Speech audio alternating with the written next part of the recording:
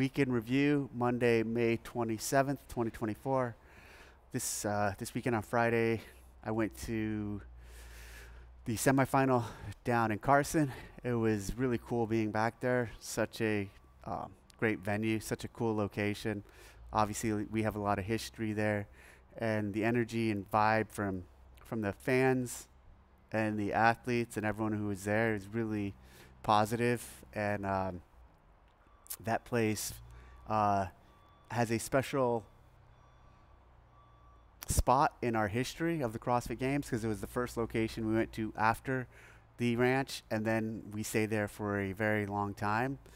I hope one day to be able to take the event back there.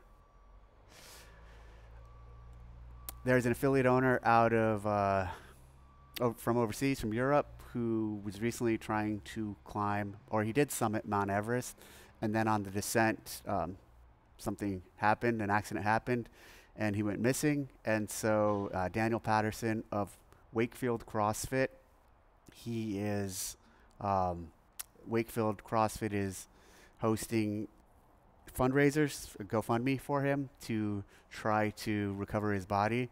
So tragic story that really hit our community hard, especially his community out there. So if you're able to support, check out Wakefield CrossFit's page and help them out if you can, or just send a note of support. Also, today's Memorial Day, so Murph is going on today. I haven't done it yet. I'm going to do it this afternoon here at the ranch. If you guys have hit it, good job. If you haven't, just remember it's bigger than the workout. It's about remembering these soldiers and individuals who've made the ultimate sacrifice. So check out the Murph Challenge, murphchallenge.com, or our page. We have links to it. And if you haven't done the workout yet, you still have plenty of time to squeeze it in. Also on the note, Service Cup is coming up. So it's an online competition we're hosting with Rogue and Beyond the Whiteboard for a variety of a number of services, to include medical, LEO, fire, veterans, active duty military, and the workouts are going to be fun. You can sign up, get a cool t-shirt. I signed up. You can compete against me again and likely beat me. So check out the Service Cup. So let's jump into comments. I have the comments written here. Hold on. At SMINZY, S. Minzy.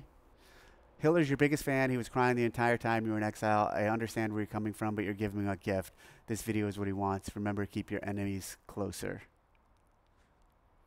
At Donna G. Hi, Dave. CrossFit fan from England. When is CrossFit Media going to sort out the live streams on YouTube? Why can't we just have one view of the whole floor? And if the media department wants to focus on an athlete, have a split screen while keeping the whole floor coverage. Why am I watching an athlete bent over lying on the floor at the end of the heat? When there's a race to finish the second, third place, etc., it all gets missed. CrossFit department does a good job on floor layout, etc., so you know where the athlete is. It gets hindered by the media coverage when you cannot see the races going on within the heat. You would not see this in other sports.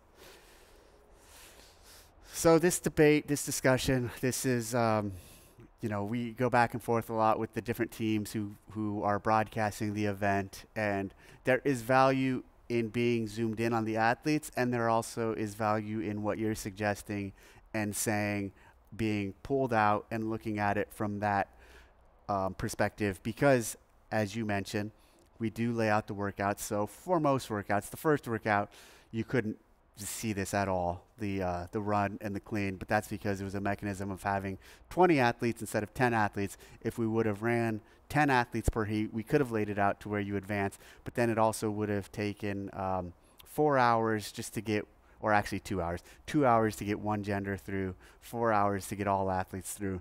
So we decided to do it with 2 heats of 20 instead of take 2 hours to get everyone through, because and then that created the circular layout to where you couldn't see progression. Going back to what you're saying, all the other events pretty much show progression.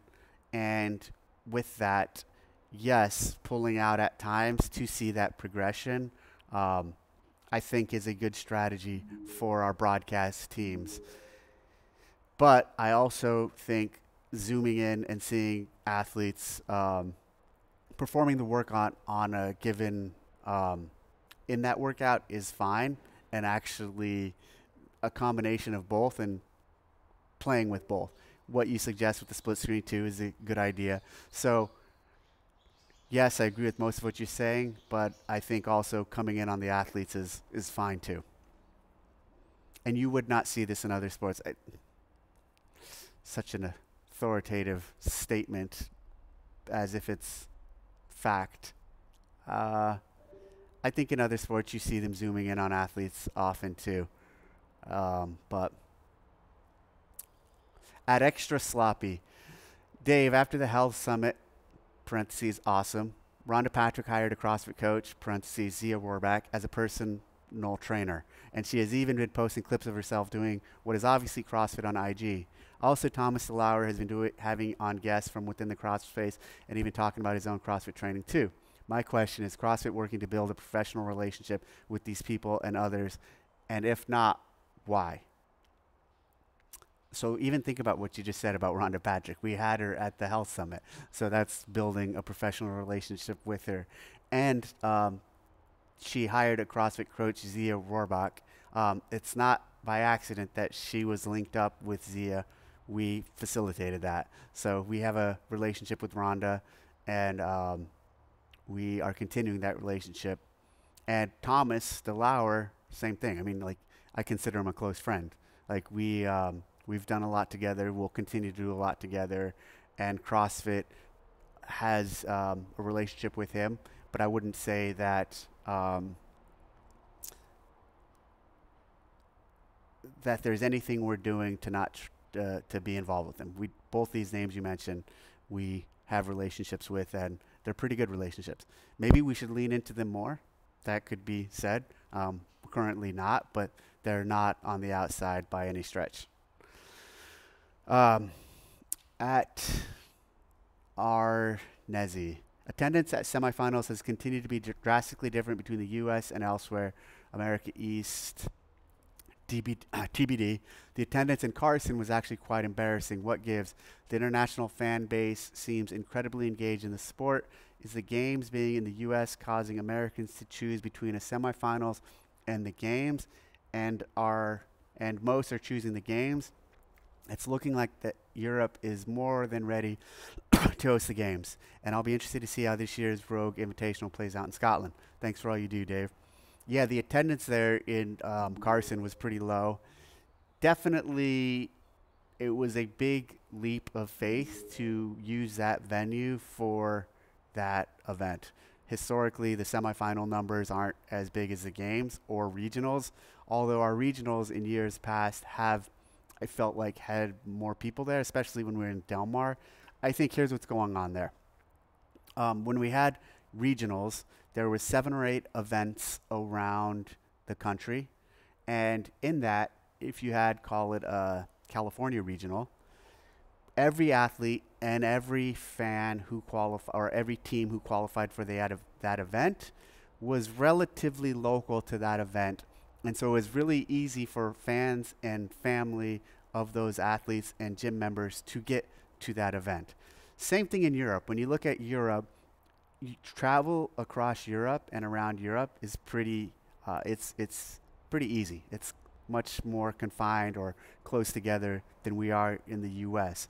So it's centrally located and easy for people to get to the event in Europe. When you look here, now take that example I made of California regional and it being really easy for people to get there. Now we have 2. We have the East and the West, and this West one in California, you have athletes from Vancouver coming down, you have athletes from Missouri, you have athletes from all over basically the country, and it makes it much harder for fans and family, friends of said athlete to come down. So for the most part, you're relying on local fans to come out, and it's just at this stage, at the semifinal stage, yes, there's less interest for people to rally and come to these events. compared to the games that sell out in less than a couple days, where it's the premier event. And here's what's interesting about the game selling out in a couple days. It's bigger than even the athletes, because at that point you don't even know who's coming to the games when they sell out. It's what the event represents to the fans, to the community, crowning the fittest on earth. They know of course, some of their favorite athletes are going to be there, but people are buying their tickets to the games before anyone's even qualified to the games. So we sell out the games. We struggle with semifinals in its current model here in the US. Definitely not noticed in terms of what we're going to do in the future, or not being taken into consideration. And it's been this way for the past several years, ever since pretty much we killed the regional format, where it was more of them in the US and more regionally located, and went to less events in the US. They've all kind of, feels like, struggled with attendance. It was embarrassing how empty WWC was. Looks like in the US, people just yelling at CrossFit and has no interest to watching it. Well, there's definitely a lot of interest to watch it. A lot of people are tuning in. And I'll tell you guys all this, those who weren't there. There was, for as many fans as there was really good energy there. Like, the fans that were there really they enjoyed it. The athletes enjoyed it. It was a really cool feeling and cool venue, even though those stands weren't packed. Honestly, I mean, the first games there looked like that, the 2010 games. At Amba Energy, Dave and Hillard need to sit down and have a chat face-to-face to air things out. There's nothing to air out. It is what it is. Everything I said on the last show is literally the what's going on there, and everything he said. And we talk, and we saw each other at the semifinal, and we had a great conversation. Like, I said this then, and I'm going to say it now, I don't have an issue with him and what he's doing. It's his style, but we are going to make choices. We can and will make access choices based off of that.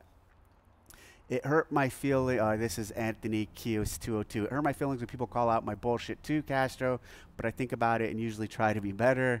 You do you, boss man. Double down. You're wrong, but who am I? Oh, well. It hurts my feelings when people call my bullshit too. My feelings aren't hurt by anything that he's calling out, but then I think about it and usually try to be better. Well, good on you. Proud of you for trying to be better when your bullshit's called out. You do you, boss man. Double down. You're wrong, but who am I? Oh, well. At Joel Boucher 7735. Hi, Dave. The weekend review is great. Awesome to have some of your insights. In addition, the Open 2024 quarters semifinal workouts are excellently programmed. Pure classic CrossFit. Well done to you and your team. Thank you. I'm interested to hear, as someone who worked closely with Glassman, what lessons or values do you believe CrossFit should uphold from his tenure, apart from the methodology, and what aspects do you think need to evolve or change for the community to thrive in the future? Is CrossFit as a whole worse off without the influence of Glassman? What aspects do you think need to evolve or change for the community to thrive in the future? What lessons or values do you believe CrossFit uphold from his tenure? Obviously, an adherence to the methodology and questioning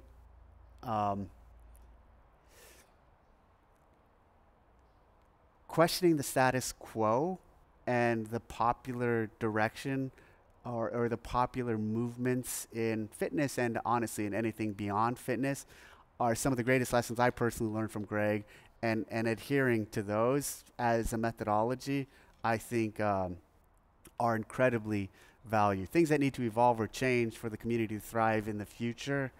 I think you're seeing things evolving and changing for it to thrive in the future currently. Like, there's still a business that needs to be run, and it needs to be run in a profitable way to sustain itself and to be able to sustain a business that can support the community and grow the community. Is CrossFit as a whole worse off without the influence of Greg? Is CrossFit as a whole worse off without the influence of Glassman? We are here's what I'll say about that. We are not worse off without Glassman. Would I like to have seen an environment where he never left? Sure, of course. But that's not where we're at. So like playing that hypothetical, and he's not going to come back. He doesn't have the interest, that's for sure. So Glassman isn't here, so I'm not going to say it's worse off. I'm going to say this is what we have, this is what we're doing, this is what we're dealing with, and it is going forward, and we are going forward clearly. And so miss him. Wish it didn't go down like it did, but it did. So here we are, and now we have to march forward for the community, for the affiliates, for the members. Michael Simier 3181 lost credibility when you start saying you don't really watch his videos and dare only going by what people are saying. At Bossman UD9K, the NSC makes up lies and says CrossFit is dangerous. You're a new affiliate dude that at the time have his level 1. DeCoon says CrossFit is dangerous. Can't Hiller make a video on it? So when the open announcement has wrong weights, Hiller can't say anything. So when there's leaks, semi-final workouts, back-to-back years, Hiller can't say anything. When there's so much consistency in the judging of workout standards, Hiller can't say anything. It's not Hiller's fault that HQ keeps making mistakes. How about you and your team do a better job and stop giving softball throws to make videos up? Nowhere ever did I say he can't do any of those things. You clearly didn't listen to a word I said last time, so you should listen to what my message is around him. Of course he's going to say those things, and of course he can say those things. I don't give a fuck what he says, but when you start going after individuals, there's consequences to that. At Drizzle77, watching Dave handle criticism so poorly in the last couple of months has made me really lose respect for him. It's interesting, handling criticism. People expect, especially because I'm in a position of authority, let's call it, people expect me to just sit there and take it and bow down and or just talk like, I'm wrong and I can't defend myself or defend a situation or even speak to. And honestly, like there's not a lot of criticism where I'm being defensive. There's criticism where I'm giving, I believe, where I'm giving my side of this story or giving a little additional context or addressing it, because sometimes criticism isn't valid or doesn't have my perspective. And I see this all the time. Anytime I speak up on stuff like this, people say I'm being sensitive or I can't handle criticism, even if I just address it or just give more narrative or more story to it. And yeah, I'm going to continue to do that. I'm going to continue to speak out on things where I see it necessary or I feel like I want to give a little more context, and that has nothing to do with not being able to handle criticism. Actually, I could just, and someone else says this in a minute, I could just shut the fuck up and not do any of this, and then no one will ever hear from me. But I've had plenty of examples throughout my almost 2 decades of doing this where staying silent led to the narrative just being skewed in one direction and not having the opportunity to paint a fuller picture. CrossFit died when the Wokies decided to cancel Glassman. Someone said, when a leader is not a leader, don't blame a YouTuber for the factual shortcomings of CrossFit HQ. Hiller has done more for CrossFit HQ. Media has done in all the years since you fired the media team. I didn't fire the media team. Glassman fired the media team. At Denny6789, Dave, tell us you're a cuck without telling us. This is such a little girl's take. Hiller's calls a spade, and you can't handle the heat. Clearly, I can't handle the heat. At Conserve Climber, so he went on a radical, crazy rant. No shit, Dave. Wow, Hiller's truth bombs are smacking you around like a little bitch, and you never defended when he was canceled. Why should he have good things to say? These are all different comments each time he said. Also, it feels like Dave's bosses have told him to stay away from Hiller. He went crawling back after all. This is why I don't respect Sevon. He wears knee pads for everyone. And then finally, we'll close out on Dave used to be elusive and mysterious, and now he's going on a half-rate podcast to call Hiller an asshole. It's not a podcast. This is, I don't host a podcast. This is a little weekly update. But if you want to call it a half-rate podcast, it's fine. Doesn't bother me. Well, that's the week in review. busy week this week. I'm traveling to the East Coast. I'll be out there for most of the week, and then heading to the Knoxville semifinal, and then back home after that. So if you're going to go to Knoxville, see you there. That's it. And I'm out.